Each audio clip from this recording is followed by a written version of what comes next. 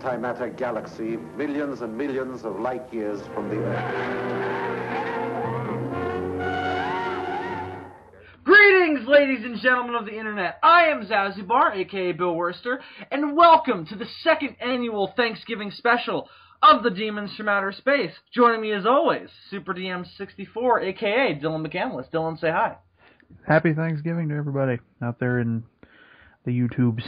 Indeed, all damn YouTubers, as they were once known. I don't really hear the word YouTuber thrown around anymore. Now they're just like, it's just, they don't even get identified. They're just like people who use YouTube. Google Plus users, I guess, technically, because everybody is forced at gunpoint to have a fucking Google Plus account. That they will use for absolutely nothing. It is literally the most worthless thing ever built on the internet. I know it wasn't built. I know it was like however you want to phrase the terminology.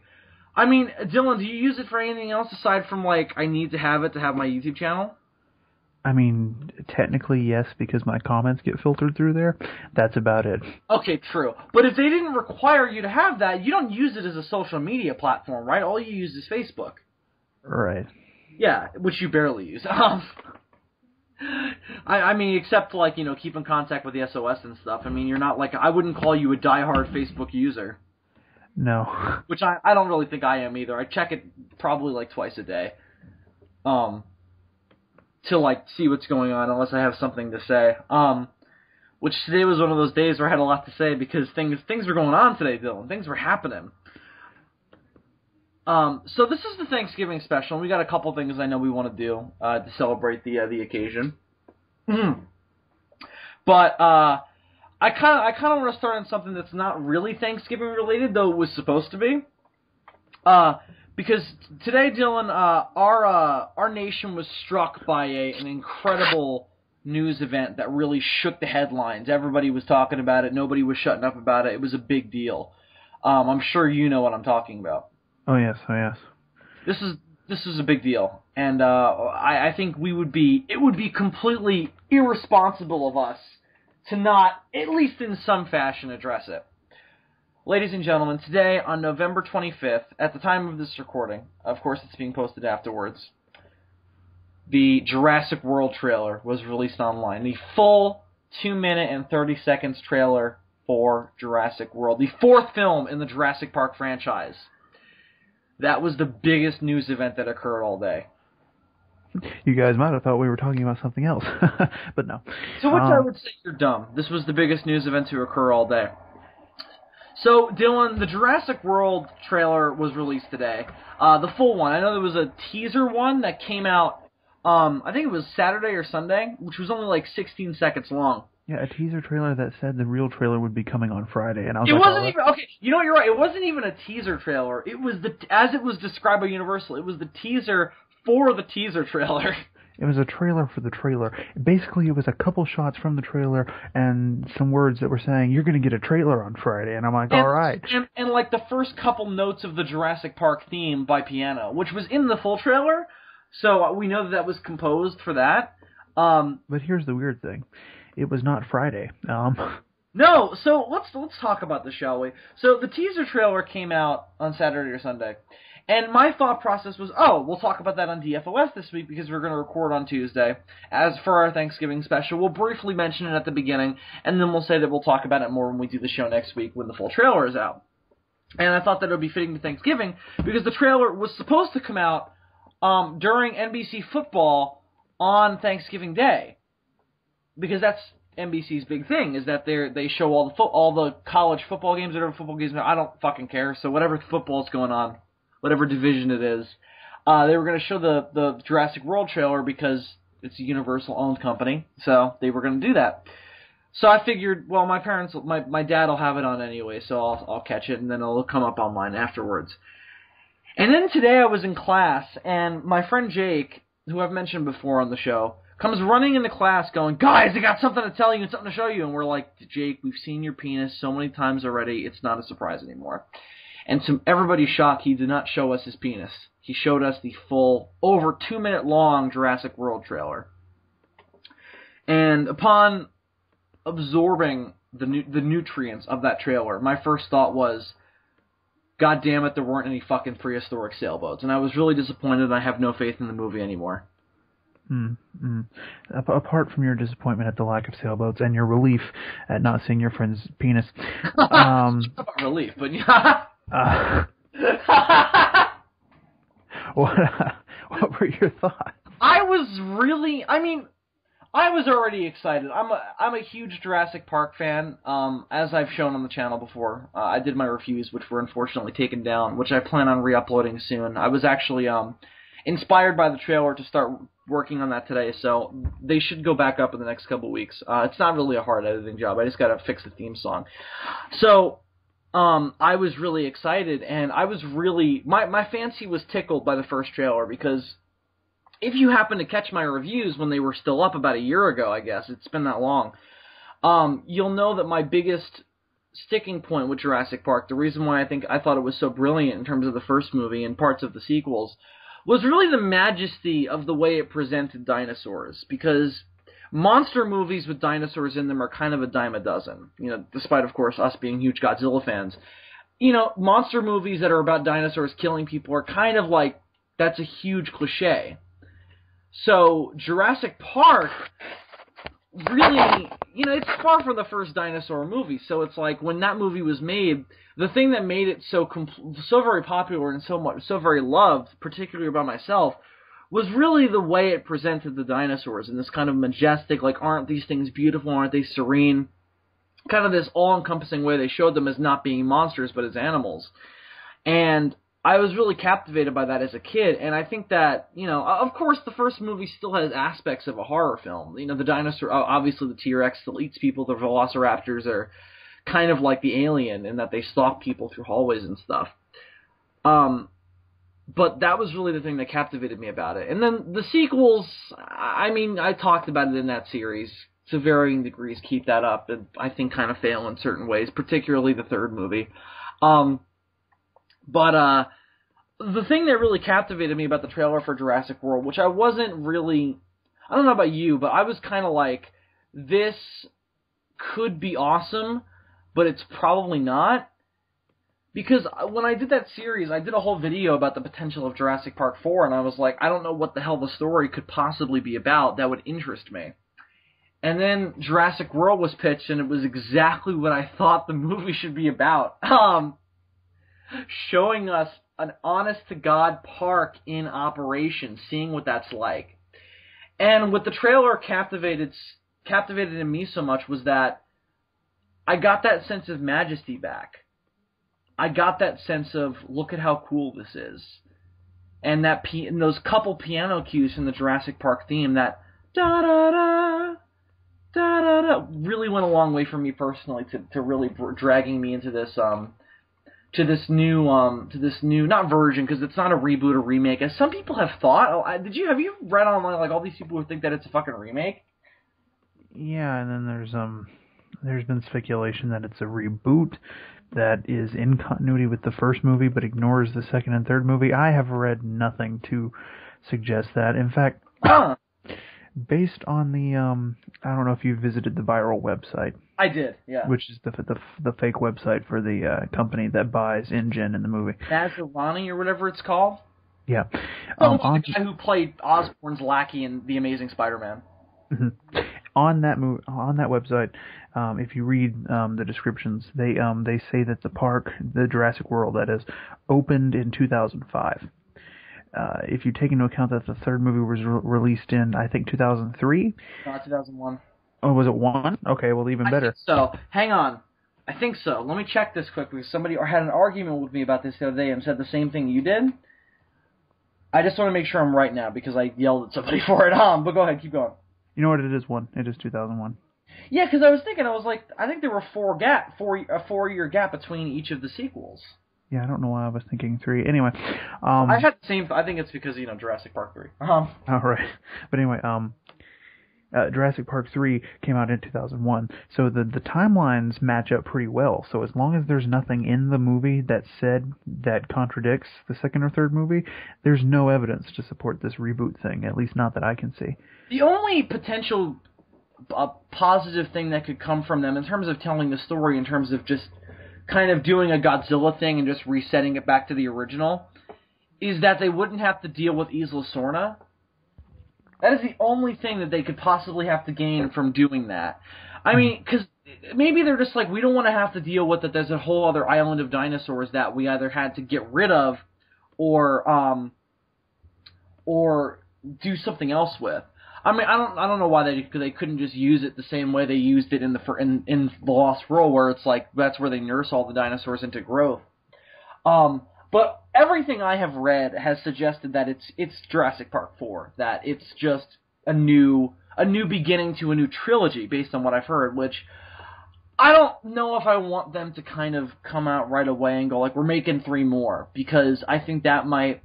Because that's kind of the cliche nowadays. Like everybody's like, we're setting up sequels in the movies already, and that kind of, I think the movie that kind of made me go, ooh, not such a great idea is The Amazing Spider-Man.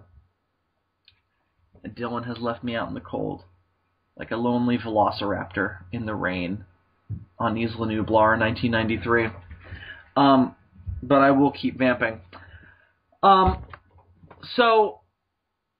I don't think that it will be a reboot that goes back to the original in the style of a Godzilla movie. And I will now wait for Dylan, because I have run out of things to say.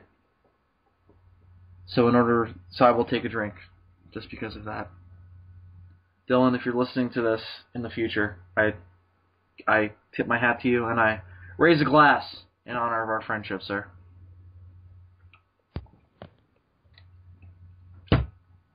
Okay, you're back. Yes. Welcome back. I was just finishing up on Isla Sorna. So what's your take on it? What do you think they would have to gain by doing the Godzilla thing and going back to the original? I mean, do you mind if they're like, if they either don't mention Isla Sorna or they come up with some way to write it out? I don't know if there's really a whole lot to gain other than distancing yourself from 2 movies that are mixed in terms of reception. Absolutely, I think that's true.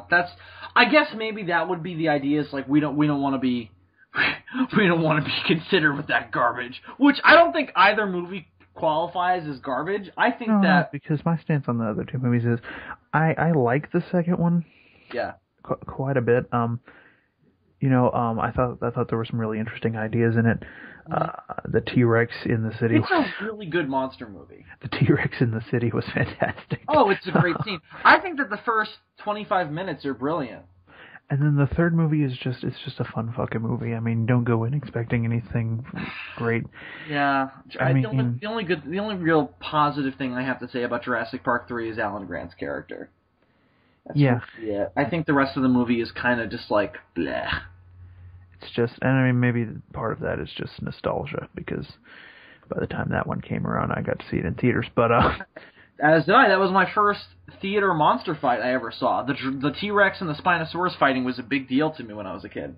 I mean, it might just be bias, but to me, that movie is just so much fun, and I can't distance myself from the fun and look at it objectively. When I did the Jurassic Park reviews, I went back and rewatched all 3 in a row. I that was, as opposed to Godzilla Palooza, where I would watch a movie, review it, edit it. I watched all 3, recorded my reviews, and then edited them. Edited them. Excuse me. And I remember going, oh, I can't wait to get to Jurassic Park 3 because The Lost World is so boring. And I rewatched the first movie and I was like, brilliant, masterpiece. Watched The Lost World, I was like, nostalgia. I do have nostalgia for The Lost World. I watched it on VHS constantly when I was a kid. Oh, yeah. And that movie is the beginning of my lifelong obsession with Jeff Goldblum. Even more so than the first one. In fact, I think that there might be a possibility that I may have seen clips from the second movie before, like bits and pieces, before I even sat down and watched Jurassic Park. But I was like 3, so God knows. Oh, God, what was I saying? I just went on a major, rant. I'm sorry. So I rewatched Lost World, and I was like, okay, I enjoyed that more than I thought I was gonna. But now on to the one that's actually fun. And Jurassic Park 3, man, I was like, what the fuck is this? The problem with Jurassic Park 3 is that it doesn't do anything interesting with the universe. Say what you want about The Lost World and the execution of it, but it at least attempts to introduce new ideas into the universe.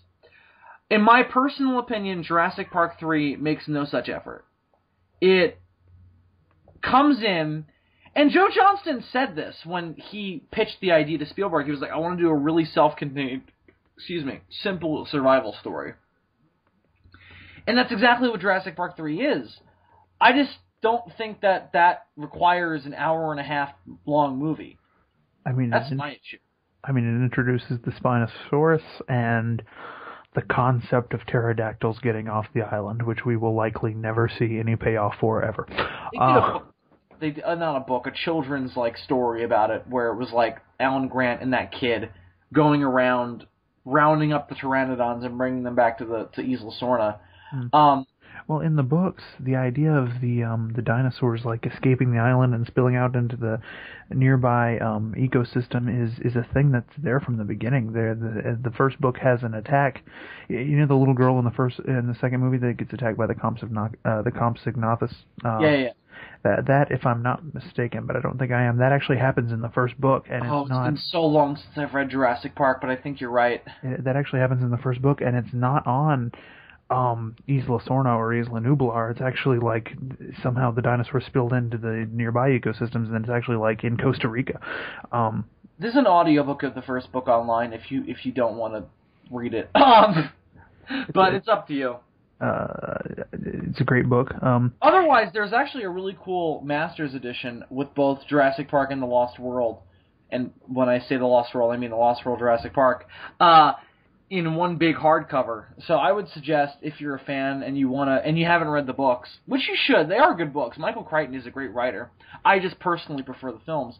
I have a strange inverse relationship with the movies as opposed to the books. In terms of the movies, I obviously prefer the first movie over the second. However, with the books, I prefer the second book over the first. I have not read The Lost World, but I have heard that is a thing. And I think the reason is because when I read Jurassic Park, it was an excellent book, but I couldn't get into it as much as I probably should have been able to because the movie is so iconic for me. Right.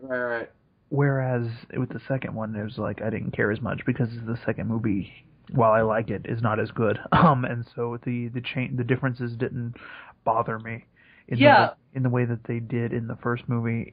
With the first book, even though they really shouldn't have, because the book came first, obviously.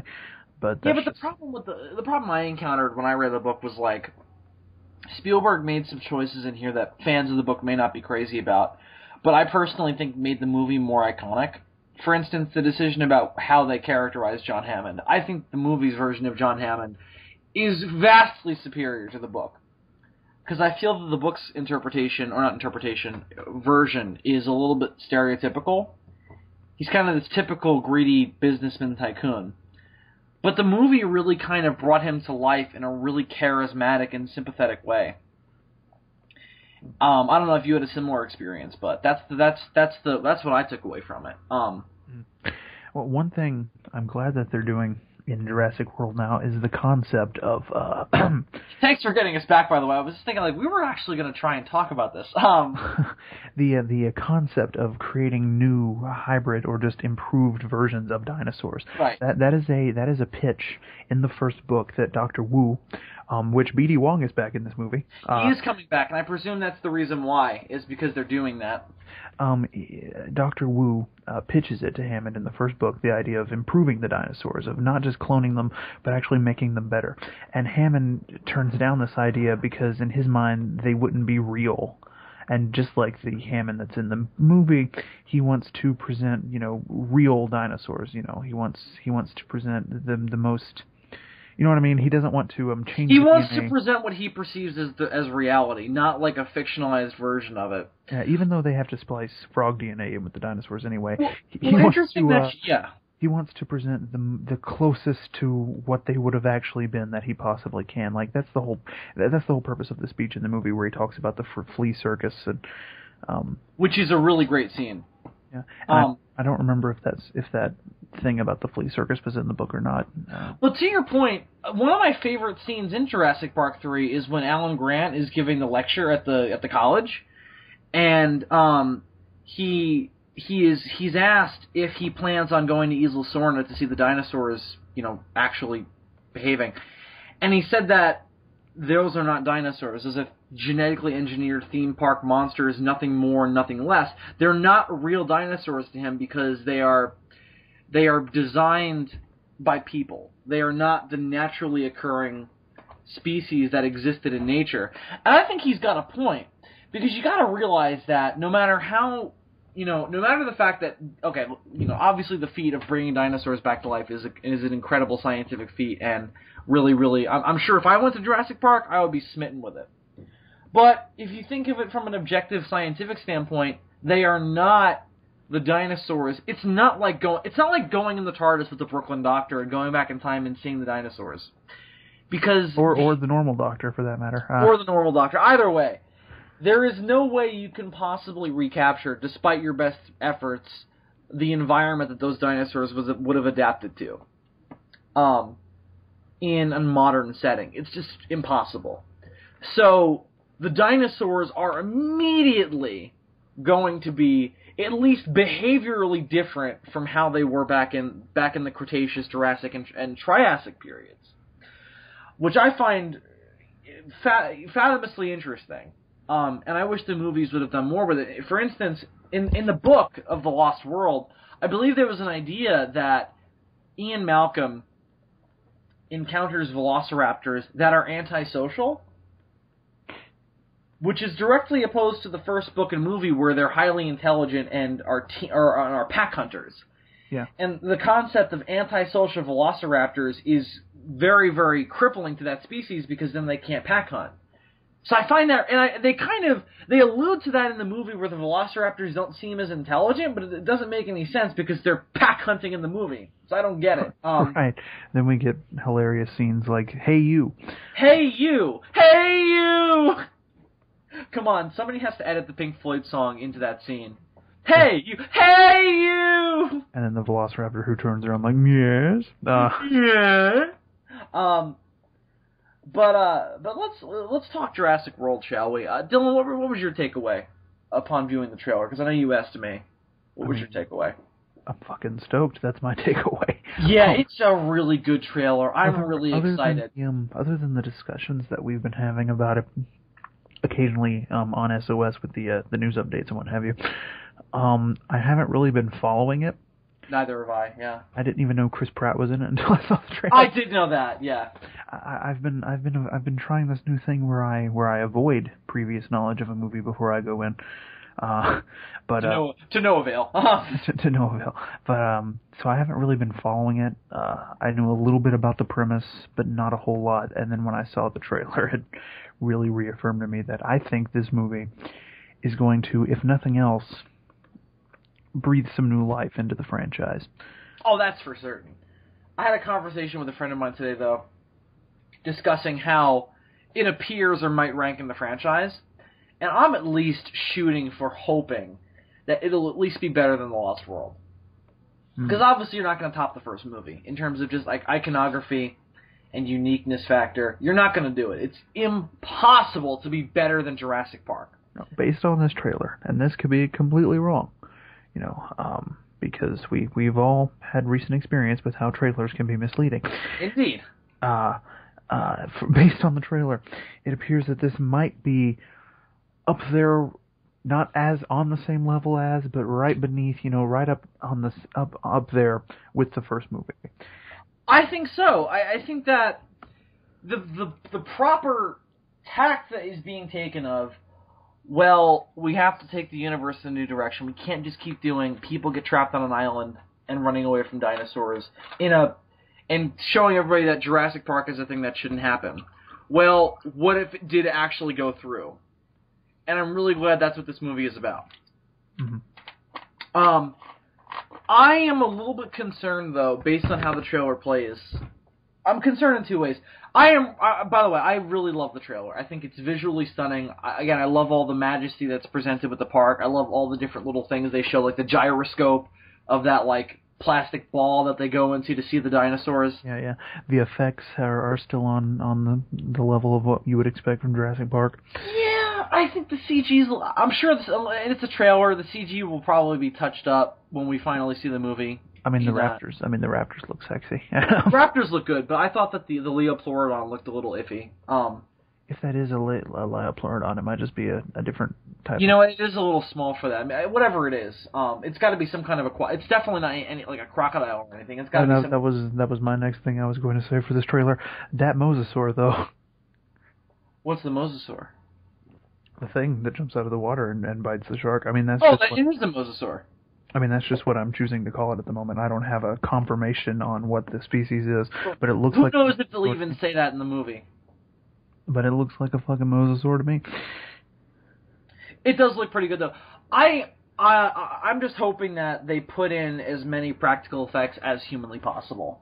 Because that's the thing that really made Jurassic Park work, was the mix of the CG and the practical. And we know there are some practical. Not many people realize that there was suit acting involved with Jurassic Park. There was suit acting involved. A lot of the T-Rexes was suit acting. There was a little bit of CGI there, but like at least 75% of the T-Rexes you see in those movies are not CGI. They're animatronics. They're the Velociraptors. There was a lot of suit acting involved. Yep. With the Velociraptors. Something that I didn't even realize until I read this Stan Winston book that I have. What's it called? Shit, I have to find it. But anyway, Jurassic Park, How It Be Made. No, this is just a book about the career of Stan Winston in general. When did he start, by the way? Do you know, or would you have to look at the book? When did Stan Winston start? Like, what was his first big movie? Was it Predator? Or was it... No, it was Aliens, right? It would... Obviously, no, because Terminator predates both of those things. Oh, I didn't know he worked on the original Terminator. I thought he started with T2. Nah, man. All right. I know he didn't work on the first Alien, so that was my assumption. The book is called The Winston Effect, The Art and History of Stan Winston Studio. Did they in any way mention his brief attachment to the Big G? I don't remember. I haven't read this book in a while. Oh. Let's see if I can find out what the first movie was that he really did. Let's see, early life. I don't care about his early life. Is his studio working on Jurassic World, I wonder? I don't know. It's a good question. Wonder Studios, I believe it's called? I would hope so. Let's see, his early work. He does some stuff for, like, television and what have you. But what's the first, like, major movie he does? The Wiz? Really? That was his first movie? I mean, it's the first really big thing that I'm seeing here. Man worked on The Wiz. Yep. Stan Winston Studios is indeed working on Jurassic World. Sweet. You can't beat Stan Winston. No, I mean, I know he passed away, but of course his students are still there. So I'm really... After The Wiz, it looks like the big movie. After The Wiz is when he really took off. I mean, of course you had Michael Jackson as a Scarecrow, but after he was able to surpass that when he made The Terminator. He was able to make Arnold Schwarzenegger look like a cyborg. After The Wiz, the Star Wars Christmas special, and... He worked on the Star Wars Christmas... but he didn't work on Star Wars, though. No, it looks, not that I know of, no, but it looks like he had something to do with the Christmas special. I guess it's like James Cameron, where it's like, what was his first movie? Galaxy of Terror. But after The Wiz, that, and the classic television series Heartbeeps, because who can forget Heartbeeps? I certainly can't, because I never knew it in the first place. Apparently the next big thing was Terminator. Okay. Which, for the time, has spectacular effects. I love the Terminator. Oh, it looks like he worked on The Thing. The John Carpenter one? No. Yes. Was that sarcasm, Dylan? It might have sarcasm? It might have been. Cool. But back to Jurassic World. He did the robot from the Mr. Roboto music video? I don't know. But back to Jurassic World. You don't have to know, I'm telling you. Wow. The two things that struck out to me as potential concerns. Obviously, there's a lot of world building that went into the construction of this new Jurassic Park, aka Jurassic World, as it's now called, as it's been rebranded by the Maserati Industries, or whatever the hell the people who bought InGen are called in universe. I'm talking now. Yeah, these new Indian motherfuckers. Right. So obviously somebody bought InGen and was like, we can make this work, and they obviously made it work because apparently it's been open for like 10 years. I think Jurassic World opened in 2005. Oh, wait, I made a mistake. Heartbeeps isn't a TV series, it's a movie. Never mind. Whoa! Somebody call the police. Dylan made a Heartbeeps error. He fucked up Heartbeeps. There are going to be some major Heartbeeps fanboys that are going to fucking tear you. We just lost the whole Heartbeeps fan base, Dylan. Wait a minute. Is there a Heartbeeps fan base? Yes, and it's enormous. Look at the size of it. We just lost the whole 5 viewers, Dylan. That is a problem. You must apologize. Damn it. That's big for us. The Heartbeeps fan base was a large section of the DFOS fan base. What if that turns out to be true? What the fuck even is... I've never heard of it until now. Google it, man. I'm Googling it. But my concern... It's a movie about robots and shit. Wow. Alright. Very descriptive. Never heard that before. Heartbeeps. Heartbeeps is what it's called? Yes. Heartbeeps. And there's like this crime buster robot in it that kind of looks like a prototype for a Dalek. As in, this is what... Randy Quaid is in it. We know that he is a fucking pinnacle of high acting, being in Christmas Vacation 2. Heartbeeps is a 1981 romantic sci-fi comedy film about two robots who fall in love and decide to strike out on their own.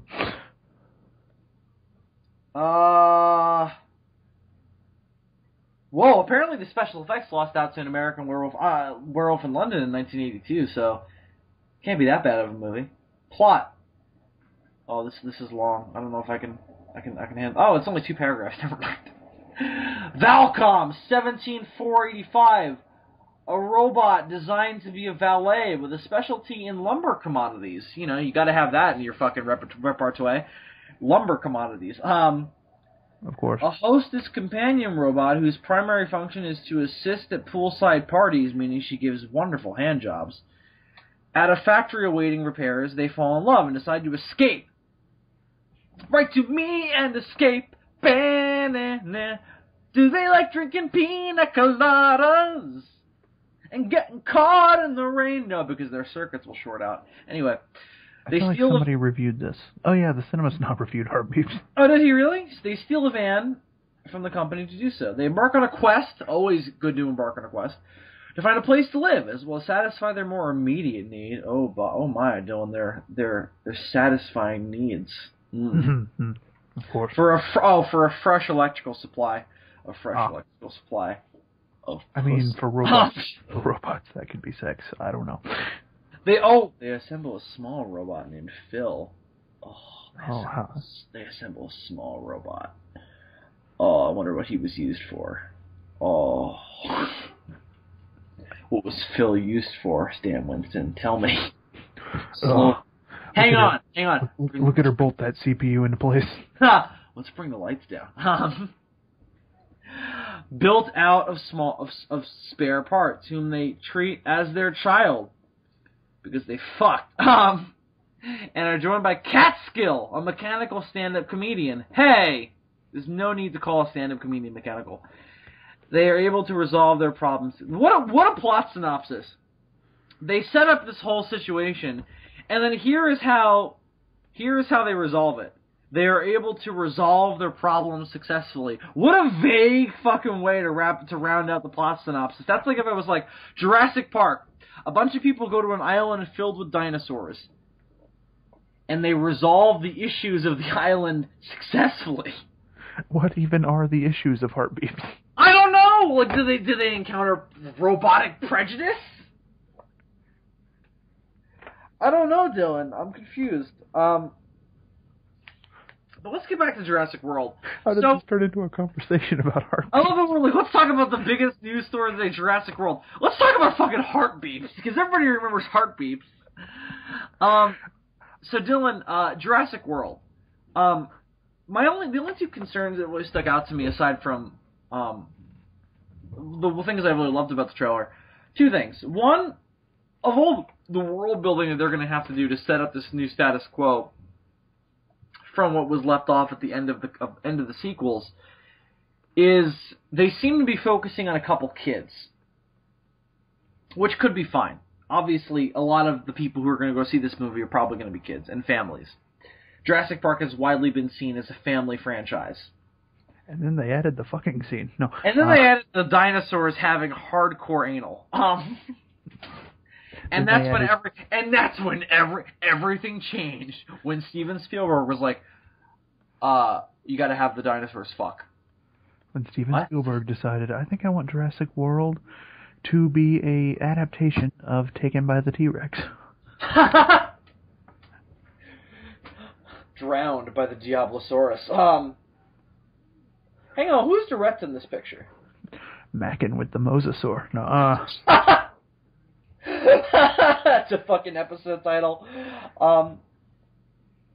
Raped by the Raptor. Well, that one's far less subtle. Yes. Do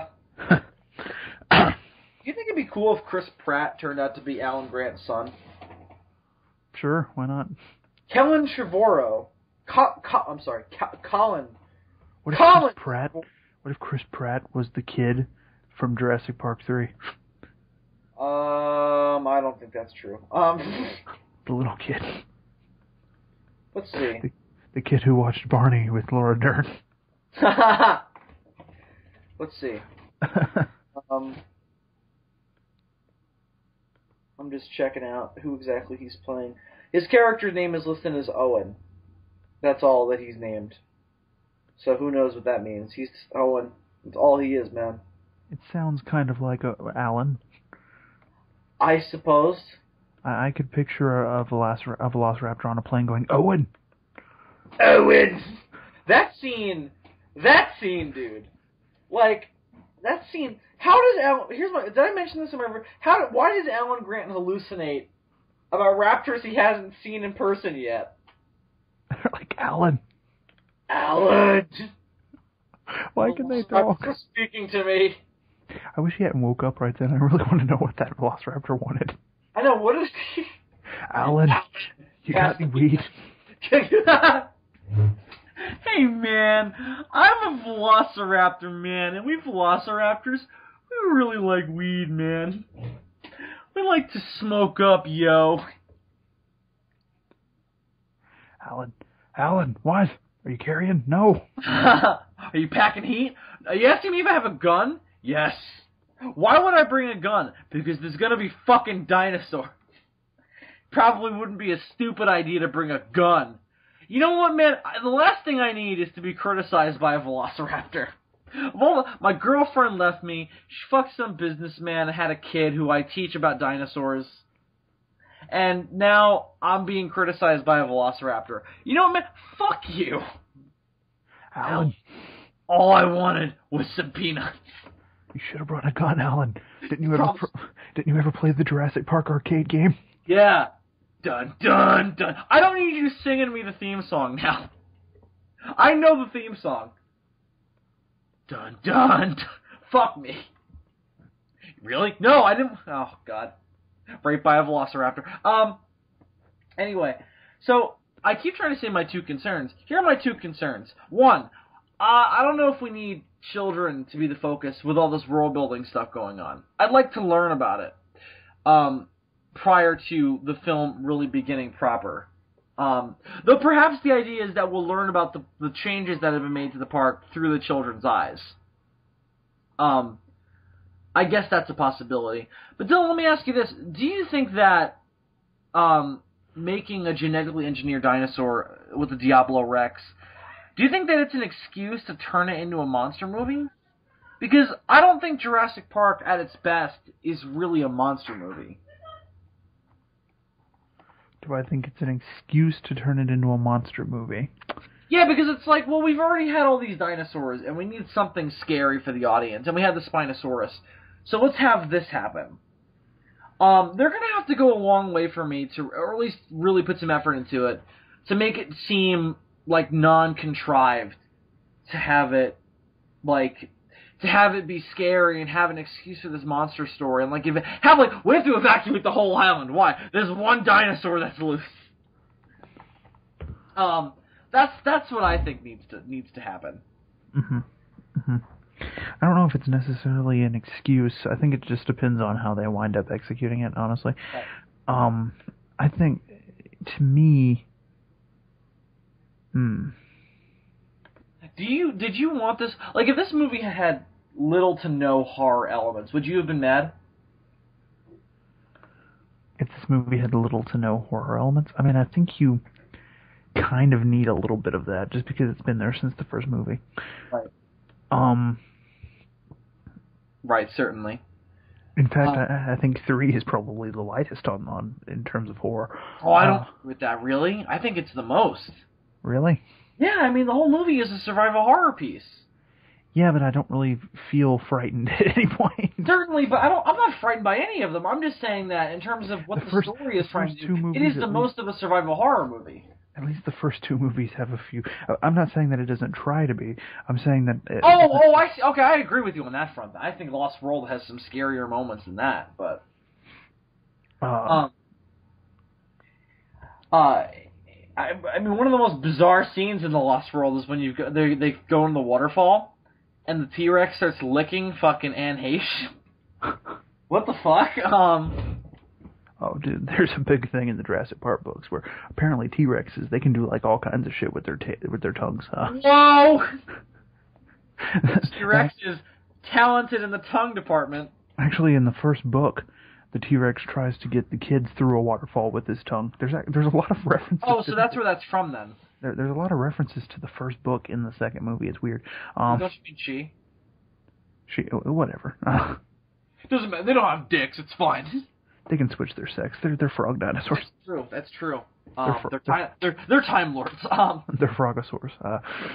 They're frog lords. They can have any power they want, damn it. In the second Jurassic Park book, Carnosaurs had the power to, like, camouflage themselves like geckos. Carnosaurs have the ability to shoot fire out of their asses. Exactly. The form of diarrhea. Hey, okay, you remember that scene in Jurassic Park 3 where they're digging through the shit? If I'm those guys, I'm like, I really hope one of them just had diarrhea. Because I mean, it's not better, but it's more, it'll be quicker. You know what I mean? Mm-hmm. Smell worse, though. Why? I don't know. Does diarrhea smell worse than shit? I've never encountered that in my life. Are you an expert on it, Dylan? I mean, I don't know if expert is really the word. But are you excited about the Diablo Rex, or do you think they could have just done the whole, let's just see what happens with the park open? I mean, and they didn't need to do that. I don't know. I think it's a good thing that we have something new here, because if they just did it with, hey, the park's open, but oh shit, the dinosaurs get out and shit goes bad, then it's that I agree with. Yes, certainly. Then it's just the first movie with a higher body count. I agree with that absolutely. Now, to that point, speaking of the first movie, particularly the way the raptors are represented, I think we would be remiss not to mention what the raptors are doing in this trailer. Oh, no feathers, by the way. Which are you opposed or are you for? The feathers? Yeah. I mean, they didn't bother me. I just thought it didn't really make a whole lot of sense because the first 2 movies there was nothing like that. Yeah, I mean, the question and by the time the second movie rolls around, more than a few of those had to be male. Right, that's true. Here's the whole thing, though. It becomes a question of, is consistency or scientific accuracy more important? When it comes to Jurassic Park, I'm not really all that worried about scientific accuracy. You already blow that out of the water when you look at their version of the Dilophosaurus. Very true. So yeah, I guess at this point it's like, fuck that. Let's just do what makes sense. And if you ask Spielberg, and this is a Spielberg franchise, he'll tell you that, in his opinion, consistency is more important than scientific accuracy. I mean, Crichton obviously has the same approach. He invents things for the dinosaurs in the books. For instance, the I can never say that, Compsognathus in the books are actually like poisonous, which is something that they didn't do in the movies. Dinosaurs don't do that. But they're poisonous in the book. As I mentioned, in the second book, they encounter the Carnotaurs, who are able to actually blend into their environment like a gecko. He invents different abilities for different species of dinosaurs. So Crichton himself wasn't all that worried about scientific accuracy. And to his defense, it's like, the whole idea was like, we didn't know as much back then as we know now. And I mean, now, you can always make the argument that differences between what we now know about dinosaurs and what is seen in Jurassic Park can be attributed to the whole "they're not really dinosaurs." true, but I think that at that point thing. people start to get like, oh, but I wanted to see real dinosaurs. So it becomes a slight problem. I don't know. The only way you can do real dinosaurs is time travel. Dun dun dun dun dun dun dun. Or like a King Kong scenario, but even then it's different because even then those aren't real dinosaurs. Those are evolved. Well, yeah, the dinosaurs in King Kong have evolved and are different from any dinosaur that would have existed back then. At least in the remake. Right. In the original movie, there was no thought to that. They didn't think in the first movie. They were like, yeah, they're dinosaurs. It's like, well, wait a minute. A, how, and B, why? Why? Why are there dinosaurs? Explain it to me. Explain, movie. Explain. It's not like they're underground, like in in Journey to the Center of the Earth, which also makes no sense. So, did you think that the Velociraptor is being trained by Chris Pratt, who is a Velociraptor behavioral specialist, which is why I think that maybe he's in some way connected to Alan Grant, has seemingly trained them to be like attack dogs? Are you for that, or do you think that's kind of goofy? I'm kind of mixed on it. Is that what was going on in the trailer? That's what I've read. I've heard that that's what's going on. That he has trained them to be attack dogs. I mean, where have you read this? Well, I talked to my friends about it. That's what they said. But I also read, I don't know. I haven't read it in very reputable. But that's what it looks like is going on, right? Well, I mean, based on what I saw, it's very vague. It's just, I don't know if those velociraptors are running from the same thing that he's running from, or if they're actually attacking him at that moment. No, they pass him though, and they seem to look at him like, "We're doing good, right, boss?" He's like, "Yeah, you boys are doing good. Yeah, boss, let's fucking do it." I mean, them passing him could be attributed to them surrounding him. I mean, they're pack hunters. There's all kinds of it's iffy. I have no idea what's going on. He seems to be pretty comfortable. I'm with my boys. I mean, he seems to be pretty comfortable with the entire situation. It's just yeah, I'm on Jurassic Park. Whatever. He's just like, I'm fucking Star-Lord, bitch. They're dinosaurs. Oh, you made a new dinosaur. Fucking bitch. Let's talk about that. So before we start recording, Dylan and I were talking about Chris Pratt in this movie, and I'm excited. I'm a big fan of Chris Pratt. I love Guardians of the Galaxy. I love him in it. So I'm really happy that they tapped him for this movie. And I have heard great things. Yeah, you still haven't seen Guardians. You need to check it out. Anyway, to that point, in this movie, the whole joke was he looks very perturbed in this trailer. He doesn't look angry. He doesn't look happy. He just looks very perturbed, like, made dinosaurs. Fucking bitch.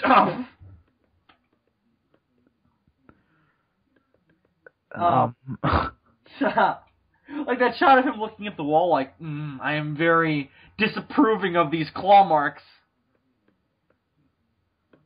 Yeah, I mean, he doesn't seem all too shocked about anything, does he? I don't know. I heard some people go like, oh, the dialogue in this movie sounds terrible. And I'm like, yeah, it doesn't sound brilliant, but I'm sure it'll sound better in the movie.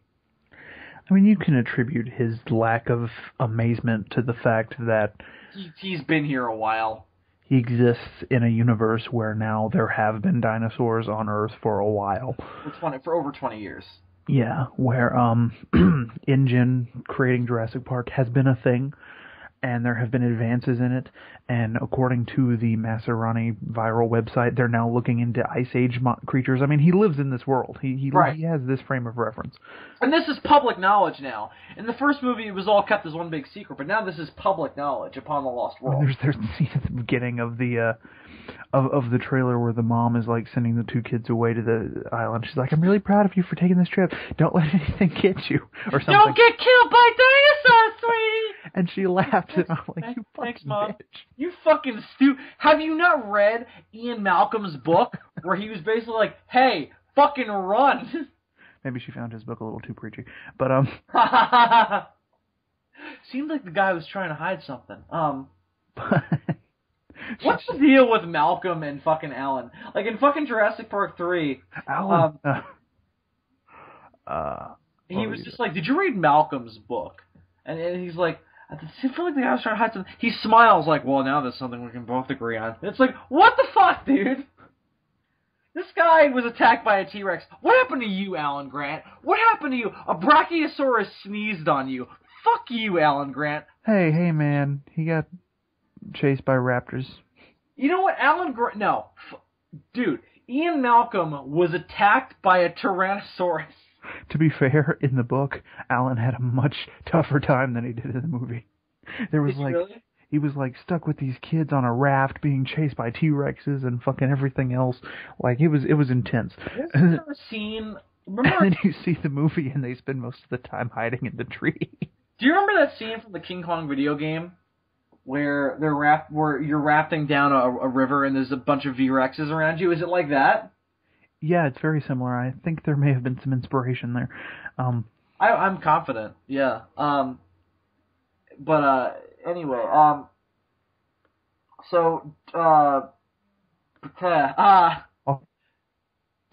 part in the in like the lab where he's like using eggs to kill the raptors or something. It's very complicated. He goes through a lot of shit. You know, man, I think Alan Grant is underappreciated as an action hero. Rambo, fucking Dutch from Predator, and then there's Alan Grant, who in the book is described as a heavy-set, red-haired, bearded fossil hunter. Who hates not Sam Neill, who hates children. No, in the book doesn't he not have that? Oh, yeah, that's true. Didn't they have that in the movie? I don't remember. I think that's just in the movie where he has that hatred for children, and then he grows over it. Which, as I get older, is something I appreciate more. As somebody who has problems with children, I'm sure you can sympathize. Now that I have my own hatred of children, I feel for Alan Grant. When you're a kid and you watch the movie, you think you dick, but now you're like, I get it, man. I understand, man. These fucking kids, man, making me run away from the dinosaurs. Damn kids with their iPods. Fucking kids with their fucking smartphones getting splashed by the fucking mesosaur. Remember that scene? All those guys' phones are fucked. Damn vegetarian bitch with her CD-ROMs. Ha ha ha. Fucking kid in your fucking book that you want me to read. How dare you think I should show interest in your feelings? Last year when they re-released the movie in 3D, which was a wonderful experience. I didn't get the chance to do it. But when they got to the part where she's like, it has CD-ROM and everything, there was like... Wow. There's like an audible sigh that went through the crowd. Like CDs. CD-ROM. You think Steven Spielberg now is like, oh god? Or is he like, CD-ROMs are the cutting edge of technology? I mean, the man's been making movies since the 70s, right? I think he's pretty used to things being outdated. I'm sure the weirdness has worn off. Right. But anyway, speaking of outdated movies... You know how easy it would have been to find Jaws with modern technology? No. Listen, you could have just I am Jaws and been like, yo, bitch, where you at? Yo, I'm totes below your boat right now. Hashtag fuck you. Hashtag Indianapolis was good. Hashtag oh no. Whoa, them sharks down there. Fucking sharking. You ever look at the shark's Facebook photo, Chief? You got the blackest eyes and doll's eyes. So, Jurassic World, Dylan, yay or nay? Yay, I'm gonna see the fuck out of that movie. Big yay, I'm excited. I think it looks great. Special effects wise, it looks exciting. I'm really, really into it. I'm gonna watch it. I'm gonna love it. No, watch them and love it. I'm gonna so hard. I'm gonna invite it back to my place for drinks. I won't do that. I'm an in the movie theater kind of guy, and then I go home. I don't usually invite them home. My mother doesn't approve. Anyway, you bring a movie home from the theater. You brought that skank into my house. Shut up, Mom. Shut up, Mom. We were just talking before we started recording about Dylan not being allowed to have hot dates because of his mother. You're not allowed to have hot dates, Dylan. Fuck you, Mom. I'll fuck whoever I want, which is no one. Fuck you, Mom. This is the conversation Dylan had with his mother prior to recording Demons from Outer Space. It was not. Well, you're not wrong. That wasn't the argument, though. So Dylan, let's switch gears, shall we? Let's get into the actual Thanksgiving pseudo-Thanksgiving portion of this podcast. Where we will, of course, be reviewing Heartbeeps. Heartbeeps, yep. God, a Thanksgiving classic. A tradition since the late 70s. Damn it, Bill, what have we started? This is going to become a thing among our fans. And they're gonna Heartbeeps. They're going to demand us to watch Heartbeeps. If there are any Heartbeeps fans out there, you know what to do. Spam Toho Nation with Heartbeeps. Heartbeeps! So, we're not going to review Heartbeeps. No, we are going to review the greatest monster movie of all time. A true turkey, if you will. I am, of course, referring to the classic 1957 masterpiece. The movie whose opening scenes. Seams. Well, you can see the seams if you look close enough. A movie whose opening scenes are suspiciously similar to Rodan from the previous year. Except for the big ball of hair flying across the screen. If you haven't figured it out yet, we were first talking about the Sam Catman opus. World of Worlds. The Giant Claw. Starring your favorite film classic actors of Jeff Morrow and Assorted Company. Yeah, we're going to talk about the Giant Claw. As we discussed in the last podcast, we were thinking about doing a commentary, but we just did a commentary for the 1-year anniversary, so we decided to not do that. I look at the proud legacy of special effects in America, and I look at the equally proud legacy of special effects from, like, Japan, and it just makes me think, Mexico, what the fuck are you doing? What the fuck is wrong with you? So we're going to review The Giant Claw and talk about it, having both just rewatched it. Now, Dylan, how long has it been since you've seen The Giant Claw? The last time I watched it was like a year or two ago. Alright, fair enough. Do you know when I last watched The Giant Claw? I believe you told me that you were the ripe old age of 5 years old. I was 5 years old watching AMC Monster Fest, a prestigious event which showed such films as The Fly 2 and Terror of Mechagodzilla, which is certainly better than The Fly 2. And then followed that up with The Giant Claw. The Giant Claw. Heartbeeps, no.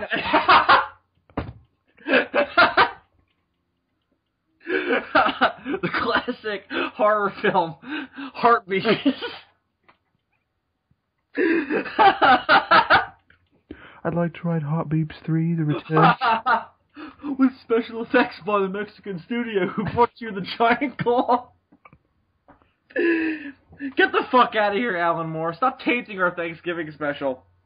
Would you like to see my serpent god? No, I would not like to see your serpent god. It's probably going to be as visually appealing as the bird and the giant claw. The penis. It's my penis. Oh, god damn it.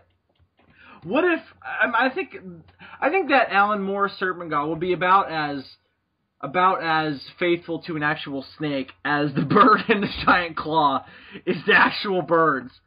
So Dylan, let's actually review the Giant Claw, shall we? And not keep talking about Heartbeeps. Here's the interesting thing about this movie. Yeah. If it weren't for those effects... Yes. Okay, good, yeah. It's actually pretty well written. It's actually shot... Okay. Now, for a 50s B movie, I agree, if not for the special effects, it would be about as good as the Beast from 20,000 Fathoms, I think. I mean, there are two big problems with this movie. Dim effects and dim battleship references.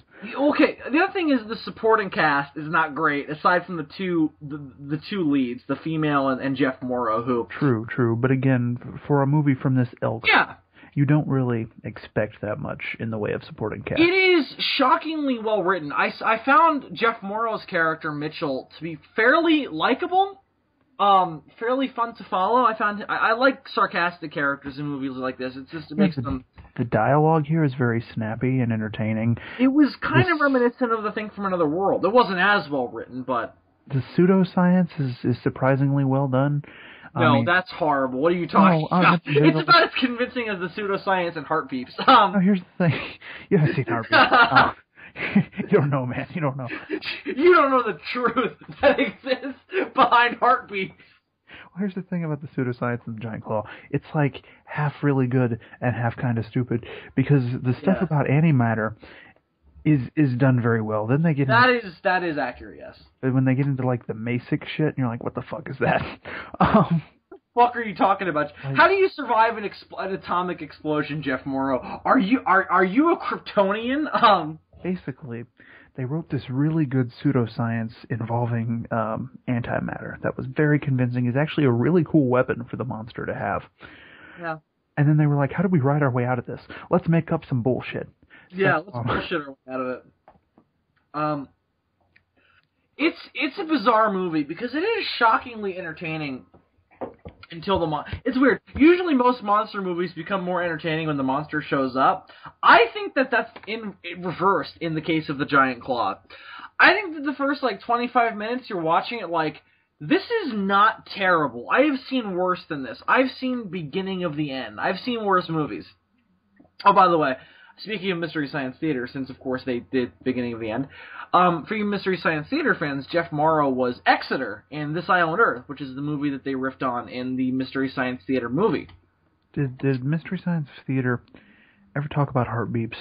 I don't think they did, Dylan. I don't think they ever covered. No, they were afraid to touch Heartbeeps because they were like, we don't want to fuck with that masterpiece. Let's not touch Heartbeeps. You know, let's just fucking review Heartbeeps. Let's review this movie we've never seen. Yeah, exactly. I'm thinking next 1 year anniversary special, we should do a commentary on Heartbeeps. Heartbeeps 2015. Heartbeeps. Hashtag Heartbeeps 2015. Let's get fucking Spielberg to remake that. Hashtag why. Hashtag who the fuck remembers Heartbeeps. So it's surprising. I think that the effects for in terms of the ratio of the movie are actually the monster has a shockingly small amount of screen time. Yes, everything he's in is so ridiculous and terrible and laughable. Well, technically it's she. Or she. But I don't know why I tend to just naturally apply masculine pronouns. But anyway. I also love how they're like, we're going to destroy the monster's nest with rifles. Yeah. Come on, mathematician. I love how mathematician, fucking the biggest fan of MASH in the world. In season 5, no. Mathematician and an engineer are like, we're gonna save the world from a giant bird, and then we're gonna go home and watch Heartbeeps with guns, because this is America. America. Well, technically, doesn't she say like I'm from Canada or something? I don't remember, man. Remember, we both rewatched this movie for this review because I hadn't seen it in like 15 years, so I had to rewatch. And it had been a while for me.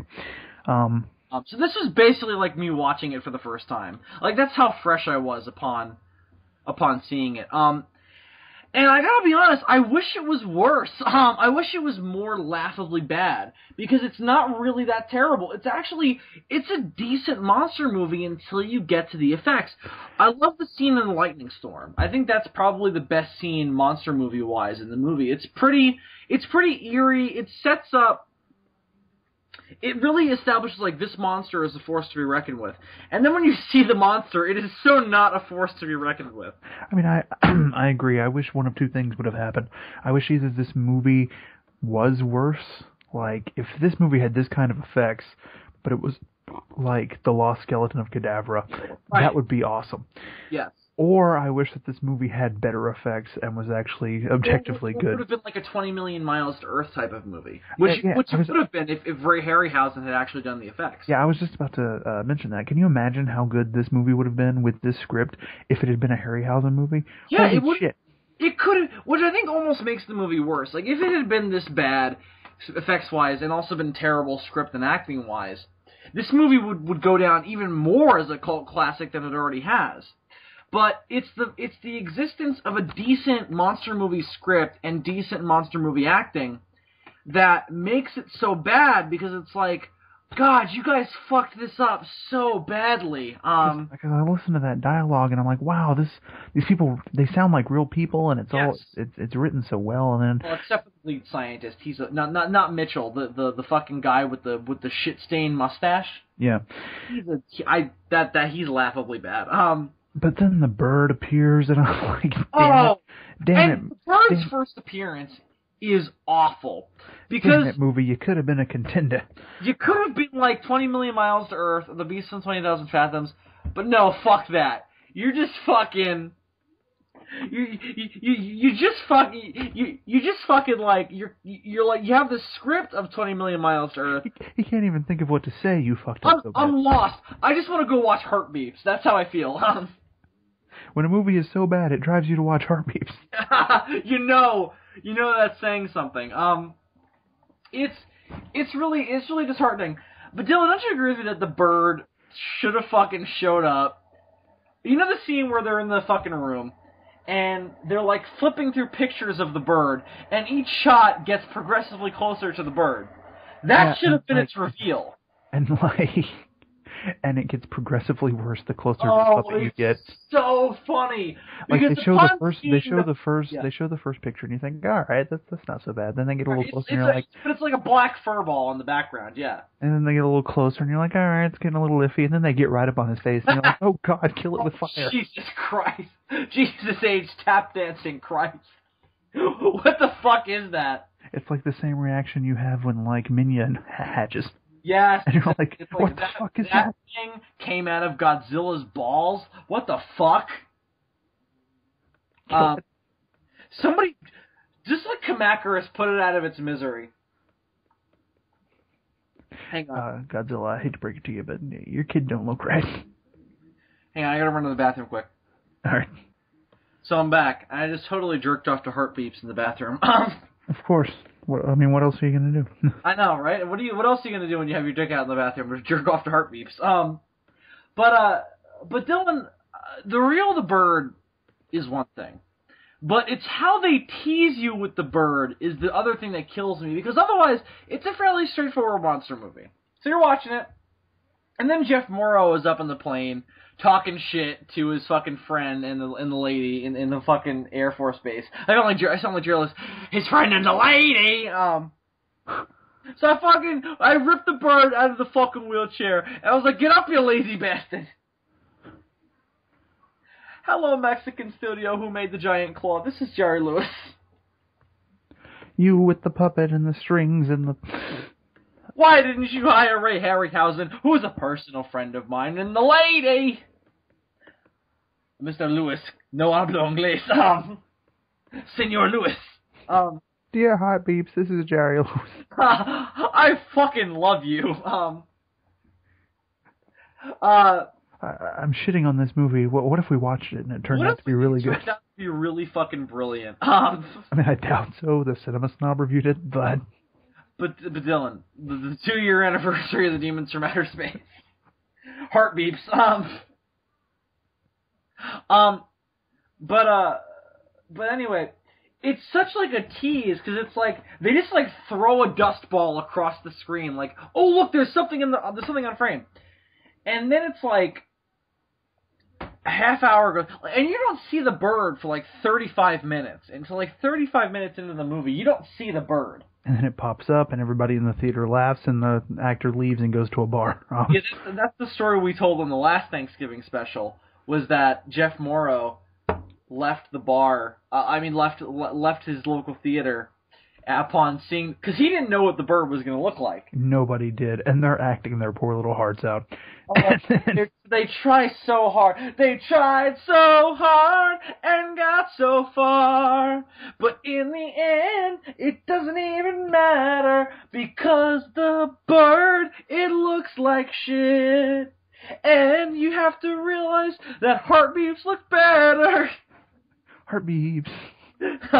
The whole thing The Heartbeeps theme song is... The whole theme song was devoted to shitting on the giant claw. Stan Winston was like, alright, the one thing that we have to realize is that this looks better than the giant claw. So he turns his theme song for the movie into, fuck you, Mexico, I'm Stan Winston. Fuck you, Mexico. You can't fucking get on my Stan Winston nuts. My Stan Winston cock is bigger than your Mexican cock. And by Mexican cock, I mean your bird. And by your bird, I mean your penis. Would you like to see my Mexican cock? Damn it, Alan Moore. You're gonna have it to fight. He's gonna have it to fight his serpent god, Alan Moore, serpent god, versus Stan Winston's Mexican cock in the Giant Claw 3: The Return of Heartbeeps.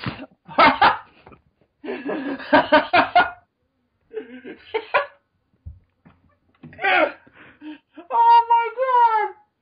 I love this episode so much! The Return of Heartbeeps. The Return of Heartbeeps. Oh god. But Dylan, did you have a more positive experience or a more negative experience upon rewatching The Giant Claw this year? Now when I make a title card for this episode, I gotta incorporate Heartbeeps. You gotta put Heartbeeps in there somewhere. I will sing the Heartbeeps theme song. If such a thing exists, the Heartbeeps theme song. Oh god. We don't have a whole lot of time to put that together. No, we have like a day. Anyway, what was the question? How do you feel about Heartbeeps? Love me some Heartbeeps. I just love the title. I love it so much. It's so fucking stupid. I don't even understand what it means. Heartbeeps. It's like heartbeats for robots. It sounds like a genre of porn made specifically for robots. This is gonna make your heart. This is gonna make your heart beep. And the reason I thought it was a TV show is because when I looked at the quality of the effects in the Stan Winston book, I was like, "Oh, that's clearly made for TV." No, it's a movie. It was opposed to the American Werewolf in London for fucking Academy Award for that year. The 1981 standards were low, despite how much I love American Werewolf in London. I mean, maybe they look better in context. I don't know. I have yet to see Heartbeeps. Believe it or not, Heartbeeps was not on my top 10 films to watch of 2014. Bill didn't know it existed until tonight. I didn't know it existed until the first time I read this fucking book. I was like, I watched 7 for the first time. Next up, Heartbeeps. Heartbeeps. Which will be better? Heartbeeps versus 7. Which one's better? Fucking Heartbeeps. They turn out to be shockingly similar. I bet I'm gonna watch Heartbeeps and be like, I actually enjoyed Heartbeeps more than 7. David Lynch versus whoever the fuck directed Heartbeeps. Good question. Who directed Heartbeeps? I don't know, dude. I'm gonna Google Heartbeeps for the second time tonight. Oh god.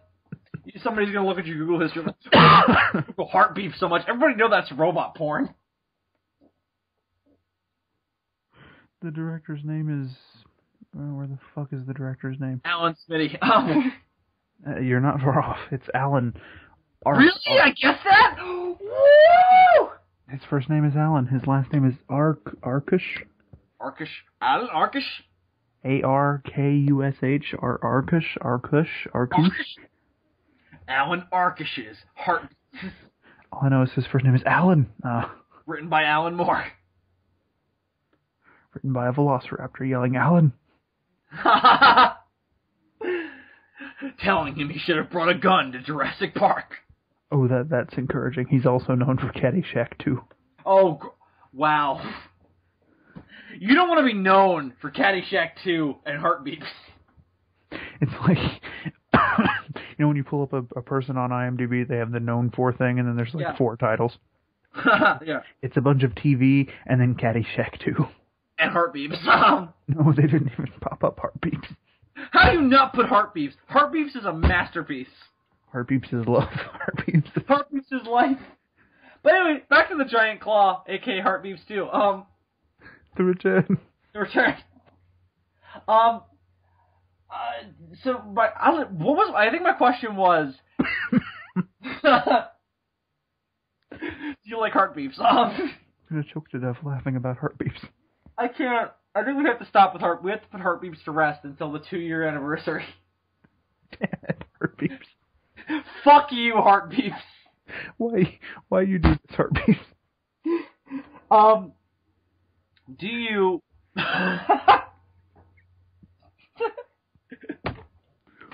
Does your heart beat?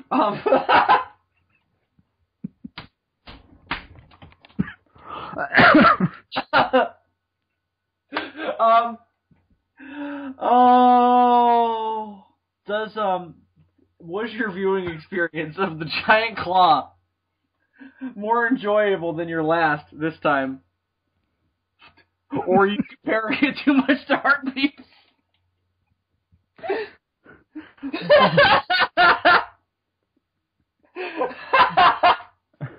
I think in all seriousness. Oh, okay, hang on, let me take a drink. That'll help. Gotta get your heart beeping. Oh god, alright.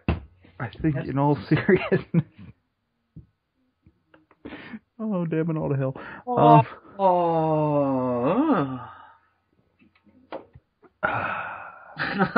Heartbeeps.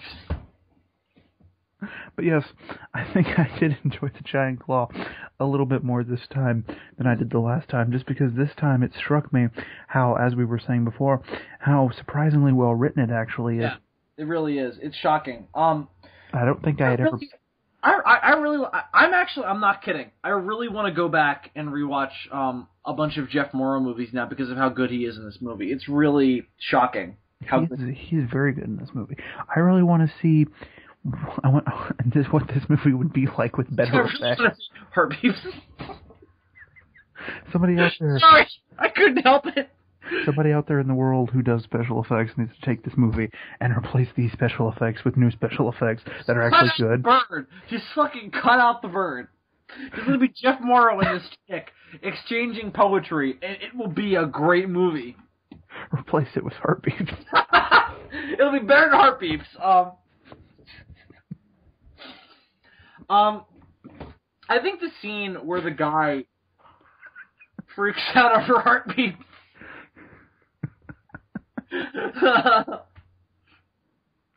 We're doing a terrible job of reviewing this. When I was re-listening to the fucking last year's Thanksgiving special, and there's a moment where we mention the SOS Halloween, the first Halloween Spectacular, where we're like, unlike the SOS Halloween Spectacular, this one won't be overrun with sun bears. And we were right last year. The Thanksgiving special will never be overrun with fuck up. It's polluting my mind, Brewer. I can't get it out of my head. Last week it was orcas. This year it's from Heartbeeps. Last year it was orcas. This year it's Heartbeeps. The weekly Thanksgiving special. Oh my god. Demons from Outer Space, episode 40, whatever. Heartbeeps. Heartbeeps 2. We should just do a whole podcast devoted to Heartbeeps. Heartbeeps the show. Heartbeeps the podcast. You and I play the robots. And we just, fucking talk. It's basically just the Demons from Outer Space, except we do shitty robot voices. Hello, Dylan. Is your heart beeping today?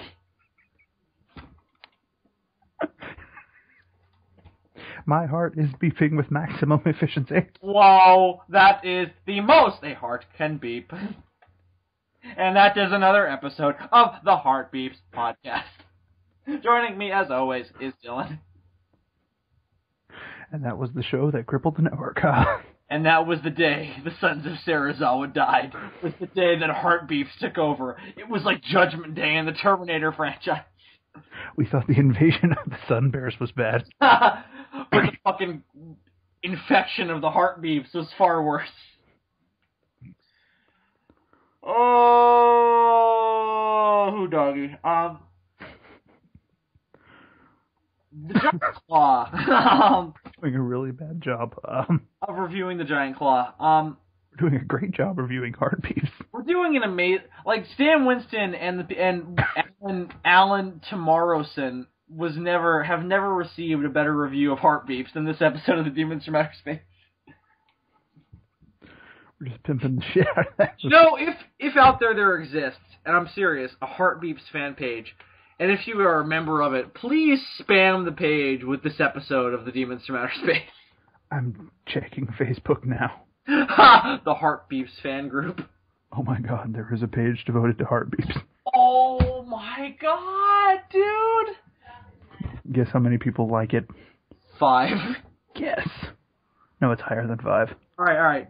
Let me know when I'm close. I'm gonna say conservatively that there are 700 likes on the Heartbeeps homepage. Nope. Am I lower or higher? Lower. Lower! 326. Lower. Really? 25. Higher. 99. Higher. 200. Higher. Oh, okay, so I'm getting closer. 270. Right on the nose. Really? Yes. How many is it? 270 people like this Whoa. topic. Oh my god! I am tuned in with the universal energy of Heartbeeps. The doctor even the Brooklyn doctor is not tuned in with the universal energy of Heartbeeps that I have become. Dr. Strange. I love the tagline on the poster. Meet a modern nuclear family unlike any other. Fuck you, Heartbeeps. You know what? Fuck all this positive shit about... Fuck Heartbeeps. That tagline made me turn on Heartbeeps. Fucking Alan, whatever the fuck his name is, was listening to this like, oh, I'm really happy they're really loving Heartbeeps. And then all of a sudden I heard the tagline, I was like, you know what? Fuck this pansy bullshit. We loved Heartbeeps until we actually saw it. Then we turned on Heartbeeps. Then we hated Heartbeeps. Then we cried over Heartbeeps. Not in a good way, in a fucking, wow, I'm really disappointed kind of way. I still love that fucking title. Oh, we're truly mesmerized by the title of Heartbeeps more than we are by the movie itself. I mean, we haven't seen the movie itself, so. Fair enough. Good point, Dylan. Touché. Your knowledge of Heartbeeps is what would it be? My knowledge of Heartbeeps. Your Heartbeepsness. Oh god. I can't. So the giant claw is not better than Heartbeeps. Giant claw is not Heartbeeps. Sadly enough. Though to say that one is Heartbeeps good is not. That's neither here nor there. I don't think Jurassic World will live up to the stigma of Heartbeeps. In terms of a Stan Winston movie. Yeah, Jurassic World, so much worse than Heartbeeps. Fucking Heartbeeps, man. We all thought Jurassic Park was the seminal Stan Winston movie. Nah, man, Heartbeeps. Nah, fuck that. Heartbeeps. But the giant claw does not have the distinction of having special effects by Stan Winston, unlike Heartbeeps. No, it has special effects by fucking Speedy Gonzales. I don't know.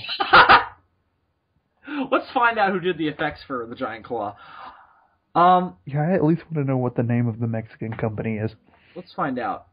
The giant claw. Suggested links? Heartbeeps. The giant beeps. The giant beeps. Get Matt to sleep. He hears you through the floor. Okay? Oh, my mother came in because we were yelling too loud about Heartbeeps.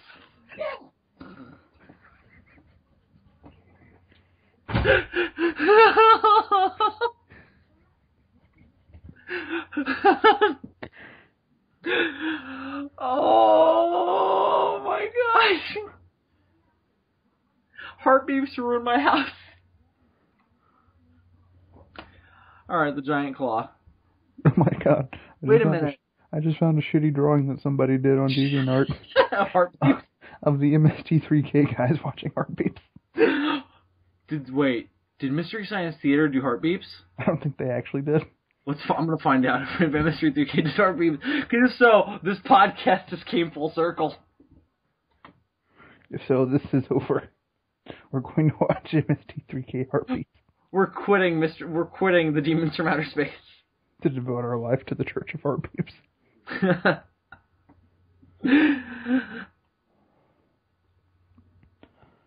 No, they didn't do Heartbeeps. They didn't do Heartbeeps. Did I even spell Heartbeeps right? How do you spell beeps? B-E-E-P-S. Beeps. I was trying to determine. The cinematography had the distinction of being shot by Benjamin H. Klein. Wait, are we back on the giant claw now? We're back on the giant claw. Thank God. It only has 2 official VHS releases, unlike Heartbeeps. 2 official. Official. Released by good... Let's see if Heartbeeps is available on Amazon.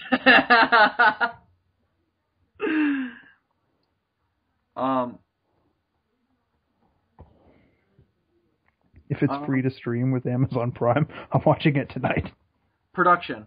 A character in the movie mistakes the bird for La Carcagne, which is alleged in the film to be a monster from French-Canadian folklore. French-Canadians, ooh, I saw that bird, Mexican-looking bird it was. Call it La Carcagne, No, they called it La... I don't fucking remember what they called it. So, Dylan, do you want to know how the character in the movie described the bird? It's as big as a battleship. Well, no, the French-Canadian dude. Oh, yes. He was like, hey, it's supposedly like a giant woman with a wolf's head and bat-like wings, That's how he described the bird. Yeah, when you look at a picture of the giant claw, do you see that? I think the idea is that he sees the giant claw in the dark, through the snow or whatever. And he saw a woman with a wolf's head. No, and he mistakes it for this creature from his folklore, who, according to the folklore, supposedly looks like what you just described. A woman with a wolf's head. Yes. Well, let's look at the giant claw, shall we? Oh, yes. I'm looking at a picture of the giant claw. I am Googling the giant claw. And if you really look at it, I can kind of see a wolf on a woman's body. Now, when I say a woman's body, I mean like a woman from Heartbeeps.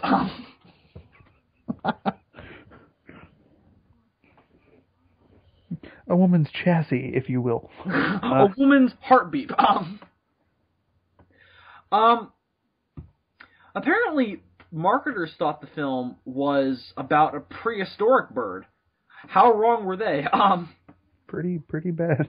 Pretty wrong. Winged monster from 17 million BC. 17 million British Columbia. And then they watched the movie and realized, oh shit. This has nothing to do with Heartbeeps. The giant claws from space, not Heartbeeps. Which is also not from space, or nor from prehistoric times. It's from the 70s. It's from the future. Actually, I think it's early 80s. Whatever, it doesn't matter. It's Heartbeeps. Let me Google Heartbeeps one more time to see what the year was. Oh, tonight you Google Heartbeeps. Not 1, not 2, but 3 times. When the fuck was this movie made? 1981. Oh, it was the same year as Terminator then, right? No, Terminator was in 84. I don't fucking care. Heartbeeps. It was, however, the same year as Clash of the Titans. Whoa. That Heartbeeps is leaps and bounds better than Clash of the Titans. Heartbeeps is a masterpiece compared to Clash of the Titans. I don't know about that now. Fuck you, Dylan. Heartbeeps. This is where I draw the line. No, Dylan. Heartbeeps is the greatest movie ever made. Fuck the Giant Claw. Fuck Clash of the Titans. Clash of the Heartbeats. Them be fighting words. Them be fighting words. Clash of the Heartbeats. We're gonna wrestle like old-timey boxers over Heartbeeps. We gotta stop talking about Heartbeeps. We have to pretend that Heartbeeps doesn't exist. I'm gonna die of laughter if we don't stop talking about Heartbeeps. Good, my plan is in motion. It'll be like the fucking weasels from Who Framed Roger Rabbit. Yo, Burstagus! It's my Christopher Lloyd. Nose, that don't rhyme with walls. No, but this does. So back to the giant claw. I don't know what else to say about the giant claw. That hasn't already been said. I think we've already made our central point, which that is that it's a surprisingly well-written movie that is bogged down by some of the worst special effects. You know what else Race stuck is out so- to me in the movie? I mean, this makes Heartbeeps look like fucking... You know what else stuck out to me about the movie? What? Why does everybody keep apologizing to each other? There's so much apologizing in this movie. Also, why does everybody make this battleship comparison? Yeah, like, it looks nothing like... It looks like a fucking... It looks like Heartbeeps. I mean, this movie... this movie is infamous for all the references to the bird being as big as a battleship. Number one, it is way bigger than a battleship. Or being referred to as a flying battleship, and just people using the word battleship all the time. I think whoever wrote this movie had a real hard-on. Big as a battleship. Whoever wrote this movie had a real hard-on for the word battleship. He had a hard-on as big as a battleship for battleships. He did. I mean, I don't understand it. Like, I don't understand the comparison at all. Wouldn't you just be like, it's a bird as big as an aircraft carrier? Those existed back then, right? Yeah, definitely. Even if they World made War the II was the beginning of aircraft carriers. even if they made the battleship comparison once, that'd be fine. They say it 50 Who fucking makes times. fun of it, but even still. Like, I have no idea how many times they actually say it in the movie. One of these days, somebody's got to, like, watch this movie and put up a counter. Just every time they hear the word I battleship. counted at least 12. I was thinking, I think there's at least 12 references to Battleship. Not the game. As depicted in the iconic film Heartbeeps. It's going to be really fucked up now if we watch Heartbeeps and there's a scene where they play Battleship. Turns out that Michael Bay's Battleship movie was just a remake of Heartbeeps. Michael Bay didn't have anything to do with fucking Battleship or Heartbeeps. Michael Bay had something to do with Battleship. Hang on, let's find out. No, he didn't. I thought he, like, produced it or something. I don't think so. Let's see. It was put out by the same company who did Transformers, but I don't think Michael Bay produced it. Battle Beeps. I thought he was connected to it in some way.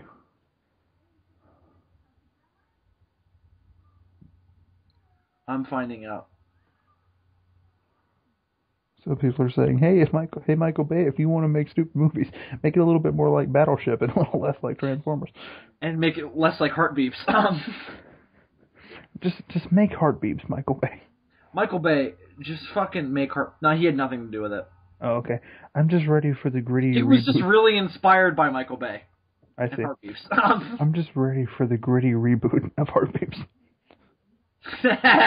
Directed by us. Dylan, you and I, our goal in life needs to be to remake Heartbeeps. I'm ready for the Christopher Nolan Heartbeeps. Sometimes you die. Sometimes you die a hero, or live long enough to see yourself become the Heartbeep.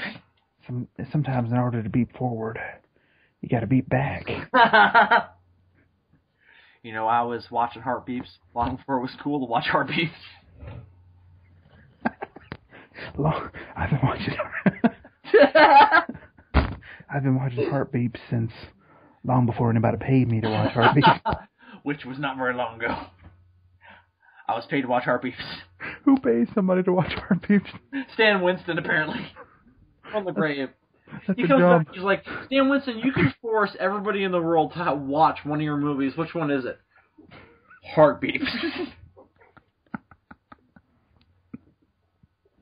Oh, God.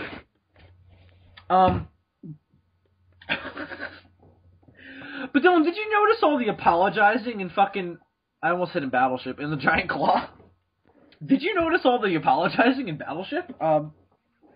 Sorry about your battleship. Hey, man, I'm, like, really sorry we, like, blew up your battleship, man. I just I just wanted one line in that movie where like an admiral or somebody like yelled out at the aliens, "You sunk my battleship!" You sunk my battleship! Should have been Liam Neeson with his giant penis. Which is giant. You know why it's giant, Dylan?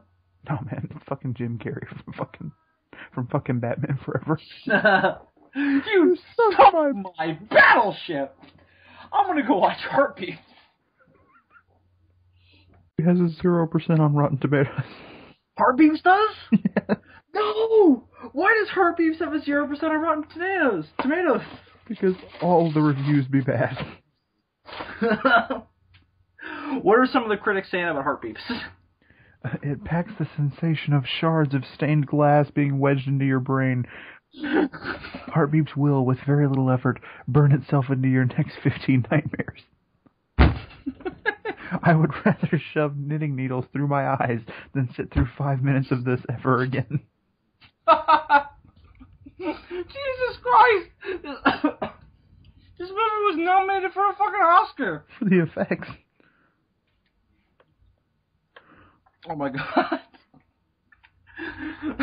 Is that it? Those are the only two that are quoted here on Rotten Tomatoes. Well, I don't think it has a 0% because it's fucking 0% bad. I think it has a 0% because only 2 people thought, like, I'm gonna review Heartbeeps. Aside from us. Dylan, we need to make it an effort to defend Heartbeeps. Road Trip 2015, we watch Heartbeeps. Hashtag Road Trip 2015, Heartbeeps. G-Fest to Road Trip Heartbeeps. We go around the fucking G-Fest just asking people, so what was your opinion on Heartbeeps? We need to force. If you're listening and you're planning on going to G-Fest this year, you better fucking watch Heartbeeps. Because if you don't fucking watch Heartbeeps, we're gonna hunt you down. Go up to Chris Mowry. So, Mr. Mowry, what were your opinions on Heartbeeps? What were your thoughts on Heartbeeps? I'm gonna IM Chris tonight and be like, "Yo, Chris, what's up, my bro? How do you feel? Have you seen Heartbeeps? How do you feel about Heartbeeps? If anybody is listening who knows Chris Mowry, I demand that you pester him to see Heartbeeps. After he gives you his quiz on Kill Bill, you will then give him a quiz about Heartbeeps. We should pull out our comprehensive Heartbeeps quizzes. Okay, actually it has a 0% score from critics. 19% of the audience liked it. Whoa, that's a 19% difference, Dylan. 19% of the populace enjoy Heartbeeps. Oh. That is way fucking better. By the way, I'm eating Cheez-Its right now. It's cool. Dylan, do you like Cheez-Its? I do like Cheez-Its. We're gonna wrap up. Do you like Cheez-Its without the salt on them? I guess. I'm eating Cheez-Its right now. There's very little salt on them. Are we gonna wrap? And it's not as good. Are we gonna wrap up the Giant Claw? I mean, what else is there to say, really? I mean, is it worth? Let me ask you: do you think it's worth watching? Yes.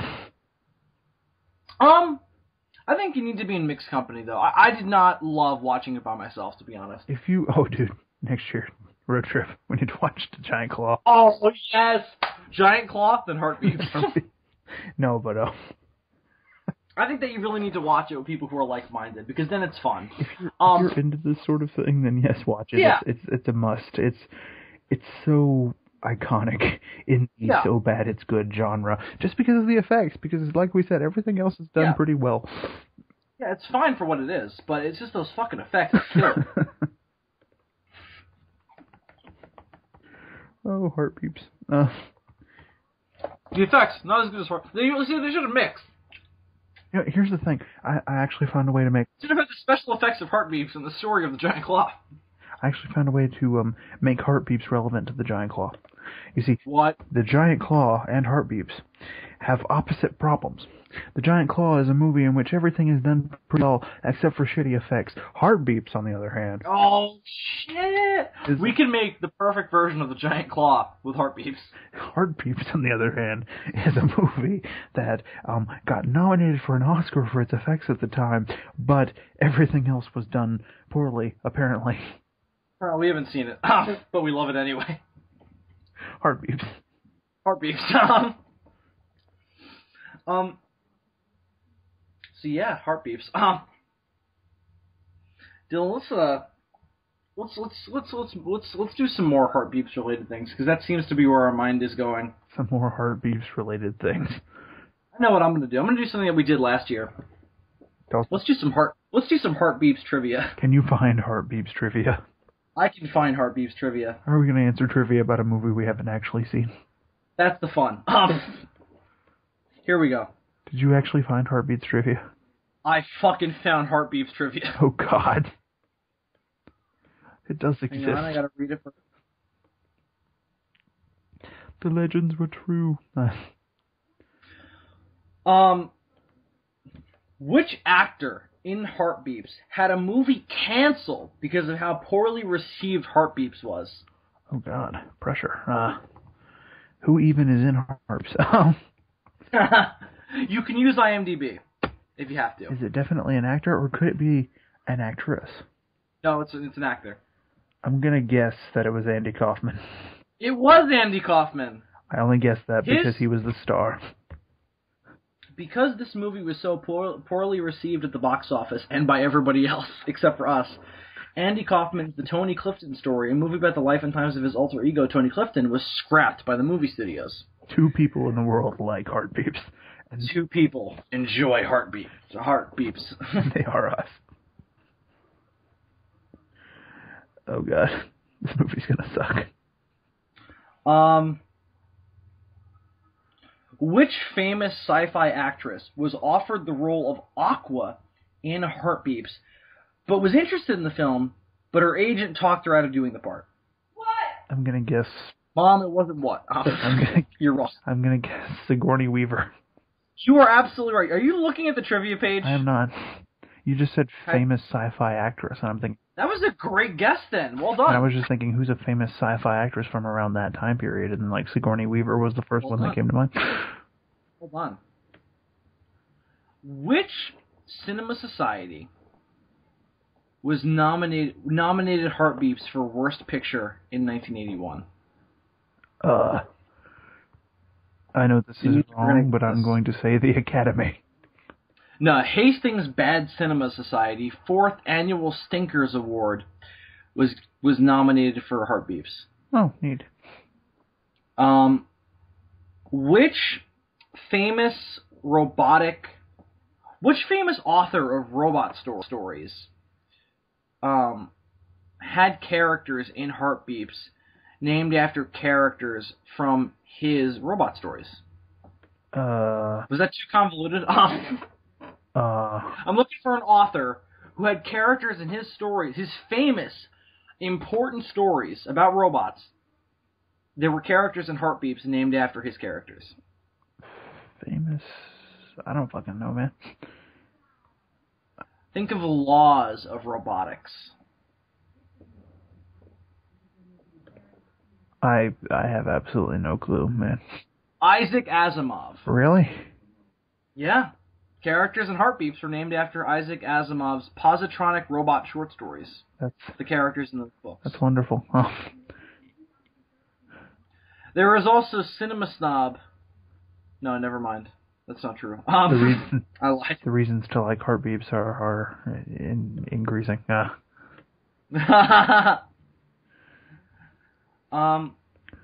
It the robot kind of looks like a Dalek if you look at the movie poster. Oh God, there's a Siskel and Ebert review for Heartbeeps.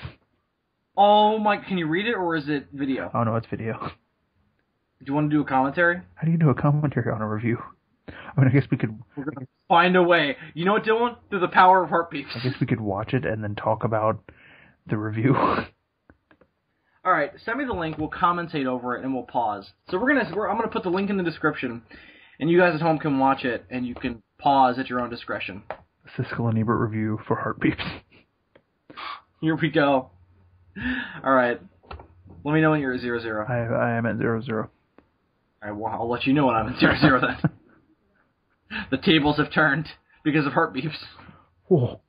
Alright, I'm at 0-0. Ladies and gentlemen, go down to the, to the description and click on the link for Heartbeeps. And, click play in 3, 2, 1. Whoa. Is this a clip from Heartbeeps? It might be. What is this? No, it's the TV logo for Chicago. Oh. Whoa. What are we watching?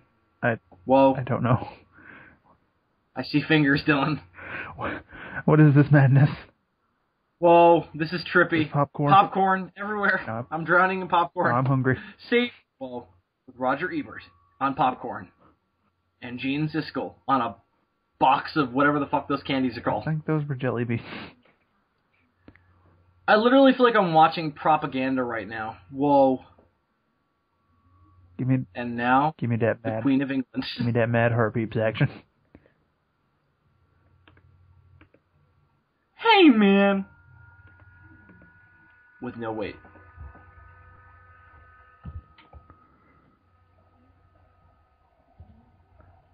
Wait, what? This is not Heartbeeps!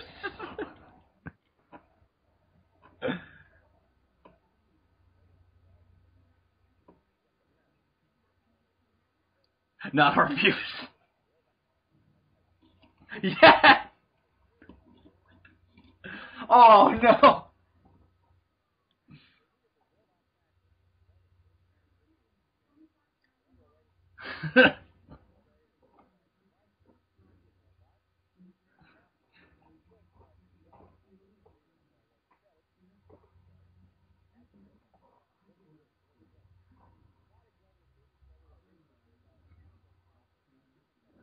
Name RoboCop.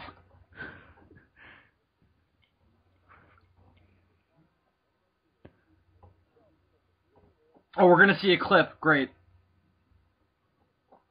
Wait a minute. Oh, I am really disappointed.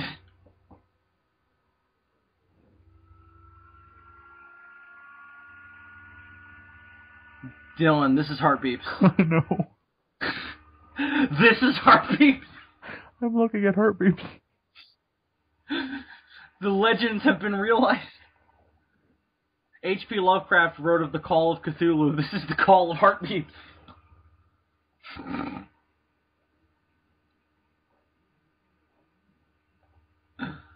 We should have sex with it.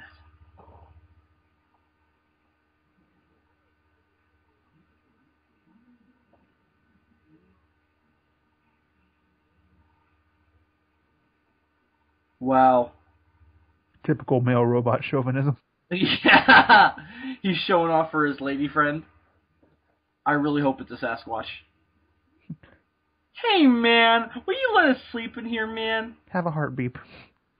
Yeah, we just heard the iconic titular Heartbeeps. And my lack of a penis. Why do I talk like this? Oh, jeez. Oh god, he's like the guy from Fresh Prince of Bel-Air. Jazz. Jazz. Look at Roger. He's like, can you believe that shit?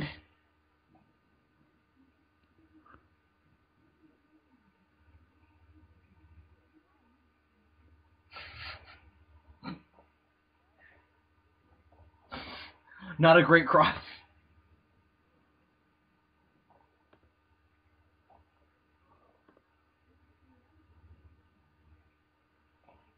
You see, little Phil. Your heart will beat. You see, little Phil. You take the good, you take the bad, you take it all, and now you have the facts of life. That's supposed to be a child? Well, it is built out of spare parts.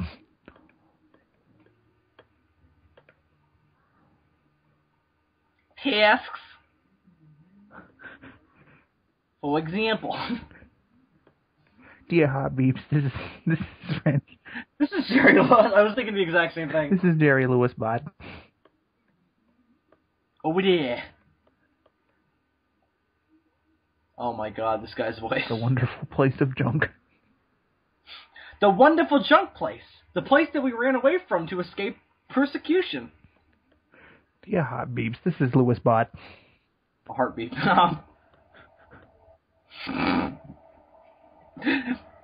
He just tore off half his body.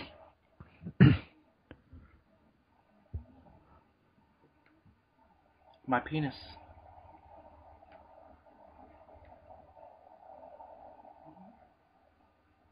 Whoa.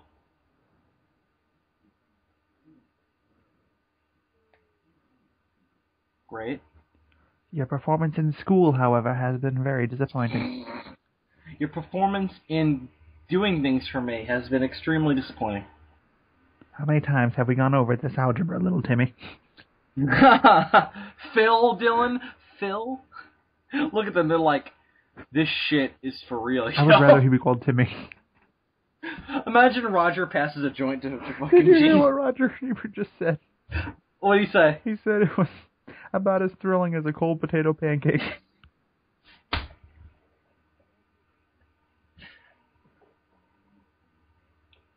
But also from other Heartbeeps.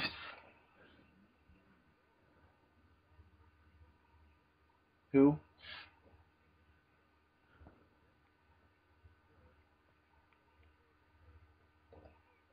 Like Andy Kaufman.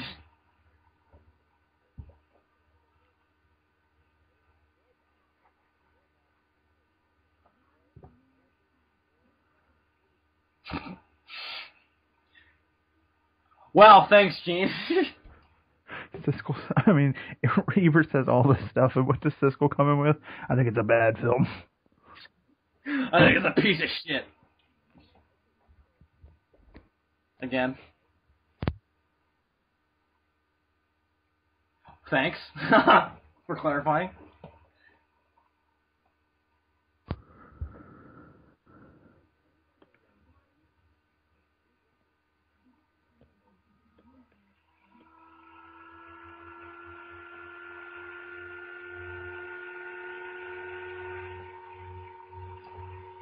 A lunch of weed. And giant claw meat.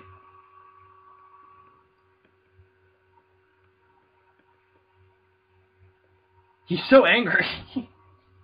Fuck this Heartbeeps bullshit. Let's put the robots in the story. Fine. Fine. Wow. Wow. That Heartbeeps. Gene Siskel and Roger Ebert were not really a big fan of Heartbeeps. I'm not thrilled with Heartbeeps. They were not thrilled with Heartbeeps. I'm slightly saddened by their lack of thrill with Heartbeeps.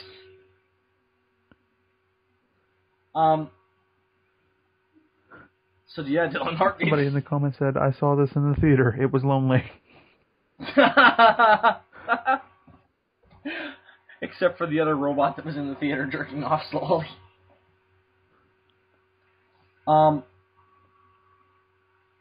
Yeah. Is there anything else to be said, Bill? You know what, man? I don't think so. I think that'll do it. I really think we've discovered the magic of Heartbeeps. I mean, we've discovered the magic of Heartbeeps. We've discussed the giant claw. We've discussed Jurassic World. Kind of discussed the giant claw. Spent more time talking about Heartbeeps. We spent way more time. We really should have watched Heartbeeps, honestly. I mean, after watching that review, maybe we shouldn't have. No, I think maybe the fantasy of Heartbeeps in our mind is better than the actual movie. I think we're just in love with the idea of Heartbeeps.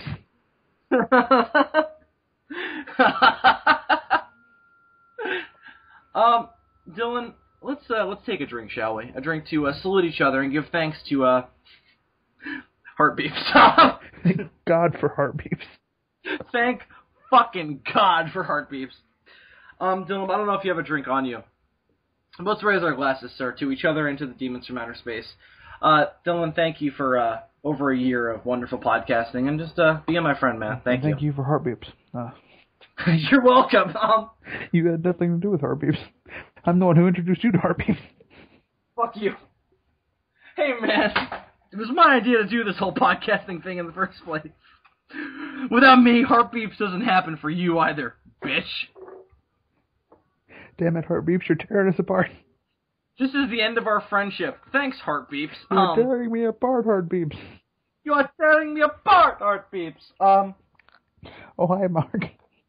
Oh, hi, Roger E. But do you like my film? I compared it to a pile of cold potato pancakes. That is good, huh? Hi, Heartbeeps. How's your sex life? So, Heartbeeps, how is your sex life? It's not very good. We're robots. It's not wonderful. We're robots. We do not have penises. Or vaginas. We cannot have a sex life. We have to build our children. I don't know if he sounds more Jewish or more Spanish.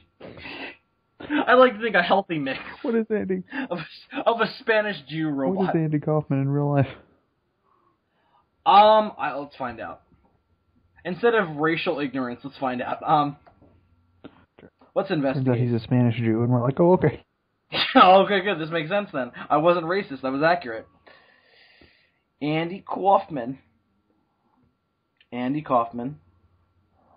No, I don't want to see I don't want to see the former. Oh no, this is the actor, not the former basketball player. He grew up in a. Well, he died young. He died in '84. He was 35 years old. That sucks. He grew up in a middle-class Jewish family. All right, so there we go. Is he Spanish? No. Fuck. Just Jewish. Fuck you, Heartbeeps. Damn it, Heartbeeps. You misled me. Instead of thanks Obama, now it's thanks Heartbeeps. Yeah, that's our new thing. If you're a fan of the Demons from Outer Space, I want you to spread thanks Heartbeeps. And if you can do that, you have won. Sadly, if you have won the war of Heartbeeps. Sadly, if you Google Andy Kaufman, no Heartbeeps pictures come up. Really? I'm scrolling down. All I know Andy Kaufman from now is Heartbeeps, and that Jim Carrey movie where he played Andy Kaufman. I'm scrolling down now, and I'm seeing no Heartbeeps.